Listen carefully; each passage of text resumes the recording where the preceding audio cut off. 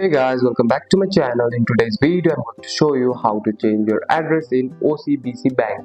First, open the OCBC digital app on your phone or go to the OCBC online banking website on your computer and log in using your password and user ID.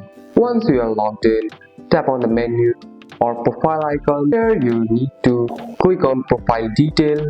After that, tap on address. Now you can type in your new address including street name, building or apartment number, city, postal code, and make sure everything is correct and up to date. Sometimes the bank may ask for the document for confirm your new address. This could be your utility bill, bank statement, or government letter. Upload a clear photo or file is required. Before tapping confirm or save, you may need to enter a one-time password, the OTP, or approve the change using the app security check. After submitting, OCBC will update your address.